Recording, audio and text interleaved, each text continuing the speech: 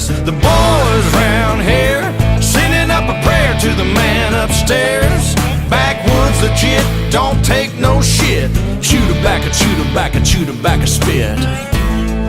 Oh heck.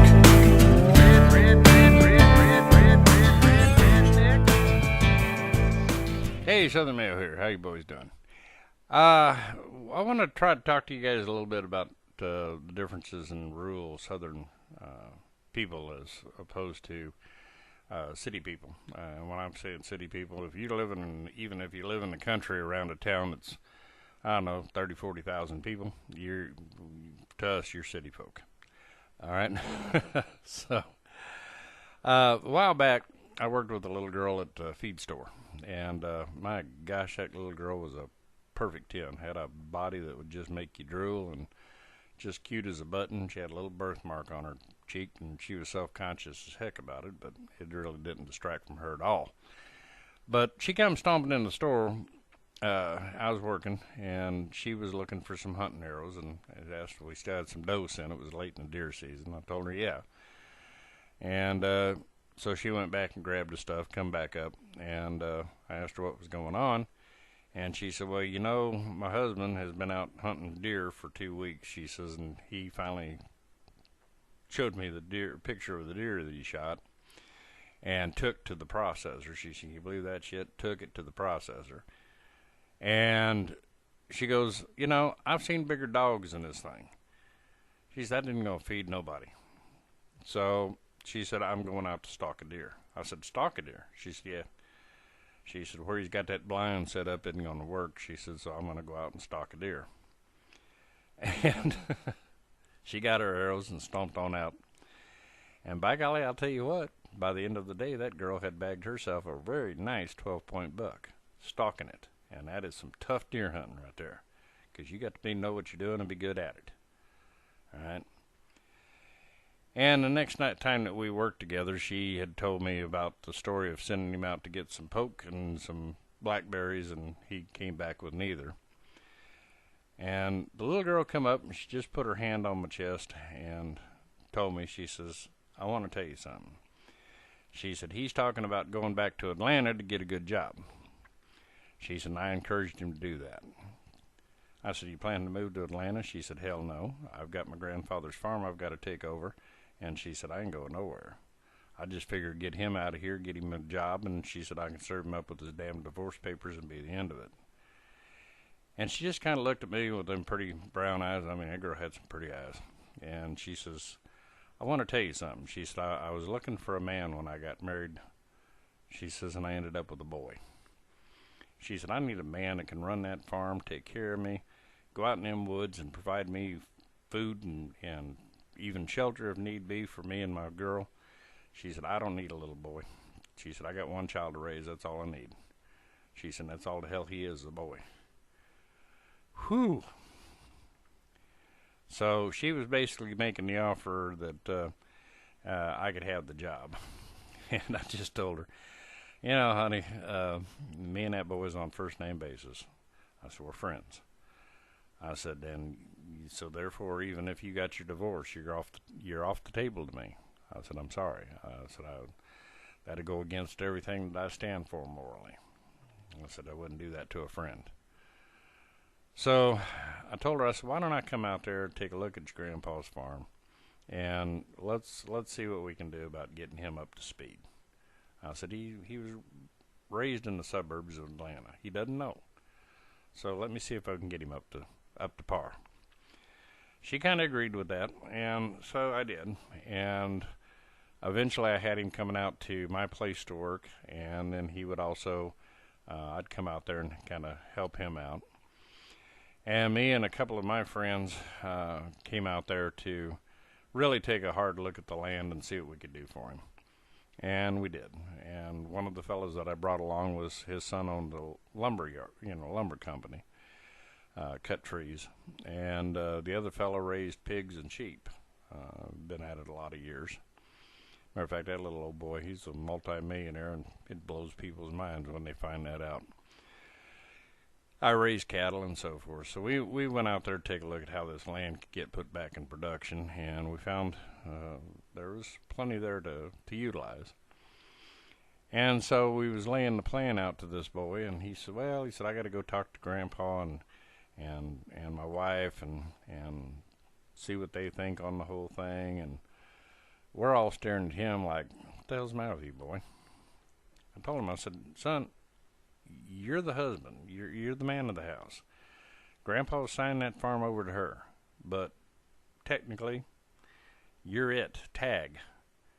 You can go tell her you're looking for her and her grandpa's advice on it, but you're going to make the decision. I said, quit acting like a damn child. Start acting like a man. Screw them balls on nice and tight and get busy. So I worked with the boy for, it was a couple of years worth. Turned him into a pretty good provider, you know. He kept, now and again, he'd get talking about that job thing. And I explained to him, boy, you got a job. You got a 650-acre farm. That's a full-time job. You can get a little part-time something somewhere. I said, but this is it. This is what you do. You take care of your family with what you have in front of you, period. And it takes a hell of a man to do that. And you need to step up to the plate or step out of the picture. That's where you're going to be.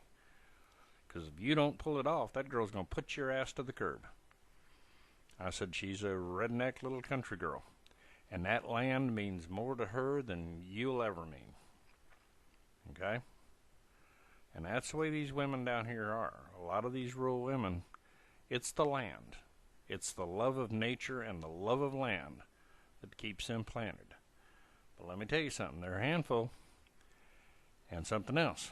You better be able to survive.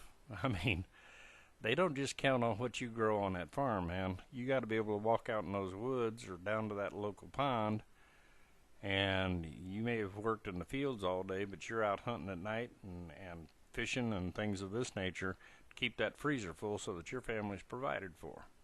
It's a hard job. It is truly a hard job. It'll test everything you are.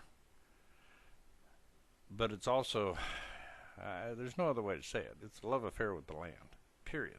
That's all it is. And these women are a little different. Now, do we have the gold-digging SOB city girls or country girls that want to be city girls? Sure, we got it. I mean, you got them everywhere. Is women's nature different? No, they're all the same. They all have the same natural instincts. But that's like saying just because we're all men that all of us are the same, and that's not true. Okay? So, in this particular case, I encouraged him to step up and be the blue pill boy and get with it. Because I knew that he had a woman there that was a good woman.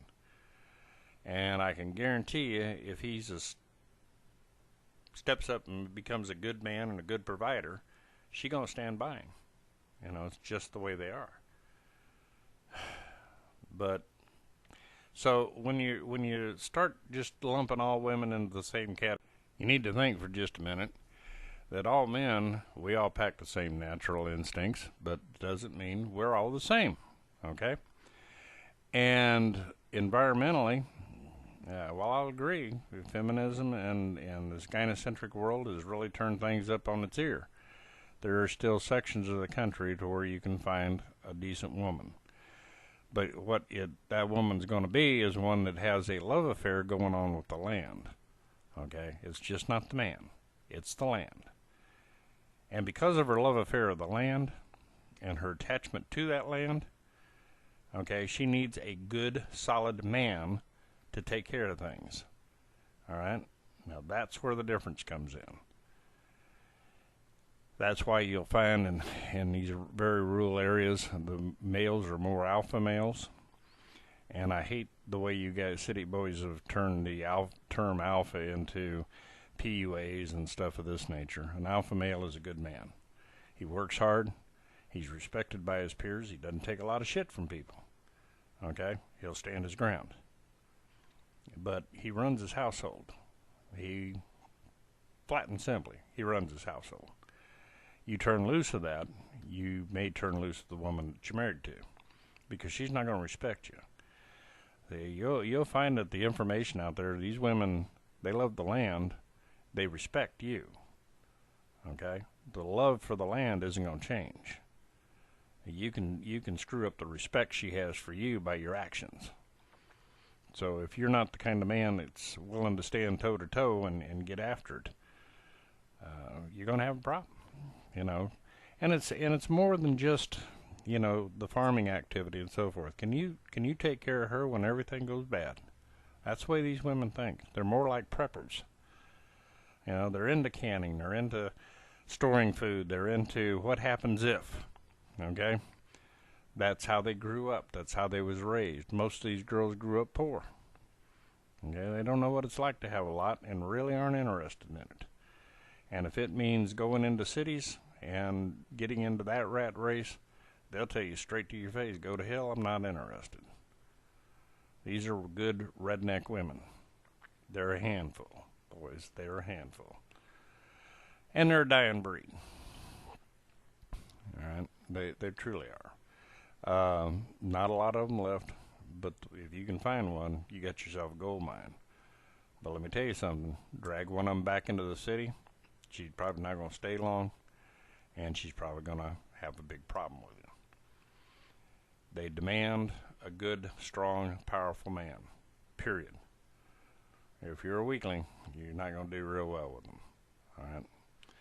And you're going to have to be the kind of man that she can go, no matter what comes down the road at us, this man will make sure I do good. Something to kind of keep in mind.